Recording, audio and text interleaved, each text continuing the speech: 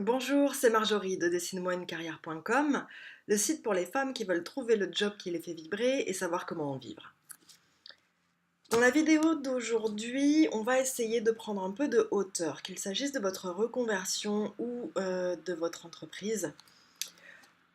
Souvent, si vous m'écoutez, vous saurez que je vous invite à passer à l'action, à poser des actes, à semer des graines pour pouvoir récolter.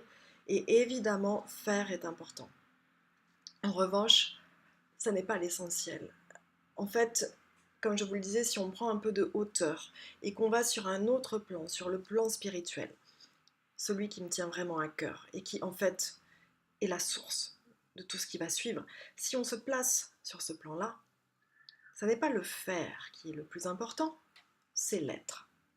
Et à propos de cet être, à propos de cette posture, j'ai choisi aujourd'hui dans cette vidéo de vous lire finalement les mots de quelqu'un d'autre que moi qui en parle tellement bien. Et donc, je vais vous lire les mots de Anita Moorjani. Anita Moorjani a failli mourir, on va dire, à la suite d'un cancer qui était en phase très terminale il y a une dizaine d'années. Elle était en coma. Et puis, on va dire qu'elle a fait une sortie de son corps. Elle a pu revenir ensuite dans son corps. Et depuis, elle passe son temps à témoigner de comment elle a pu guérir, de comment elle a pu recouvrer la santé et également à diffuser certains messages un peu plus spirituels sur le sens de la vie.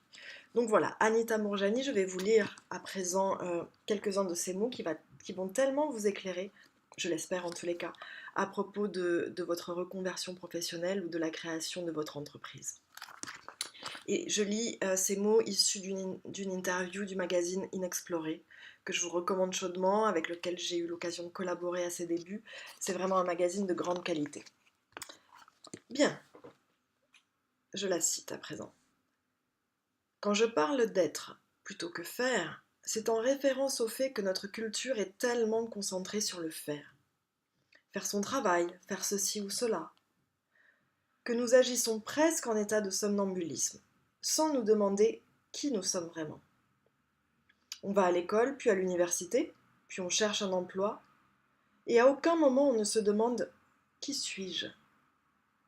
Qu'est-ce que je veux vraiment faire? Qu'est-ce qui me donne de la joie? Quelle est ma passion? Est-ce que cette carrière nourrit ma passion? Est-ce que je suis vraiment mon appel intérieur? On se pose seulement des questions du genre: est-ce pratique? Est-ce que ça va me rapporter de l'argent ou du prestige? Ce sont des choses liées uniquement au mental, et nous avons été conditionnés à fonctionner ainsi par nos parents, nos professeurs ou nos patrons. C'est pourquoi j'insiste sur l'être plutôt que sur le faire. Si au contraire on fait les choses en conscience et qu'on fait ce qui nous apporte de la joie, alors le faire est un reflet de l'être, de qui nous sommes.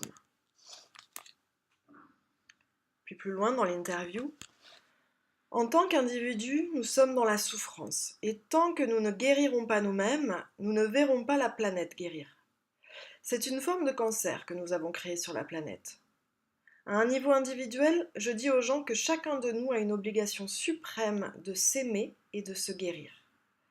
De sorte que nous offrions au monde une personne aimée et guérie, et non une personne effrayée qui agira à partir de la peur, ce qui conduit au terrorisme. Car qu'est-ce que la peur? C'est le manque d'amour, tout comme l'obscurité et le manque de lumière. La peur n'est pas quelque chose vers quoi nous allons délibérément. En tant qu'individu, mon obligation est de me remplir et de remplir ma vie d'amour. Chacun doit prendre cet engagement vis-à-vis de lui-même. Fin de la citation. Ce que j'aimerais que vous reteniez ici, parce que c'est vraiment dans cet esprit que j'accompagne toutes mes clientes, tout d'abord à propos de l'être plutôt que du faire. Vous vous êtes peut-être reconnu dans le fait que on ne vous a pas vraiment appris à vous poser certaines questions. Si c'est le cas, tout de suite, vous pouvez essayer d'y répondre et de vous y reconnecter. Quelle est ma passion? Qu'est-ce qui me donne de la joie? Est-ce que ma carrière nourrit ma passion? Je ne dis pas que pour chaque passion, vous devez en faire une carrière. Ce n'est pas ça. Mais est-ce que dans votre carrière, dans votre activité professionnelle, il y a une part de quelque chose qui vous anime, qui vous passionne ou qui vous donne de la joie? Et puis, la deuxième chose qu'elle dit et que je trouve très très intéressante aussi, c'est finalement notre responsabilité si nous voulons contribuer au monde, si nous voulons rendre le monde un peu meilleur que lorsque nous l'avons trouvé, c'est de partir d'une posture de confiance et non plus de peur. C'est-à-dire de prendre nos décisions d'une posture où nous sommes guéris, elle emploie ce mot, où nous nous aimons profondément et nous nous sommes guéris pour être libres de tout ce que les peurs peuvent nous empêcher de faire. Et c'est à cette condition unique que l'on peut pleinement dire que l'on est aligné, que l'on a trouvé sa voie, que l'on peut poursuivre son but, sa vocation, sa mission. Alors évidemment, c'est difficile. Évidemment, ça demande une énorme dose de courage. Néanmoins, pour quelques personnes qui se sont déjà éveillées ou réveillées et qui sont déjà sur ce chemin, c'est possible. C'est un des chemins les plus durs qu'il existe dans le domaine de réalisation parce que lorsqu'on est à ce niveau d'éveil et de conscience, on ne peut plus faire marche arrière, on ne peut plus faire demi-tour et on n'a pas d'autre choix en vérité que diffuser notre message et porter notre mission partout où l'on peut. C'est mon cas. En tous les cas, voilà, si ces mots vous en parlent, j'en serais la première ravie parce que Anita Mourjani a su mettre des mots sur deux concepts que je n'avais pas encore liés ensemble et que je viens de faire en vous les partageant.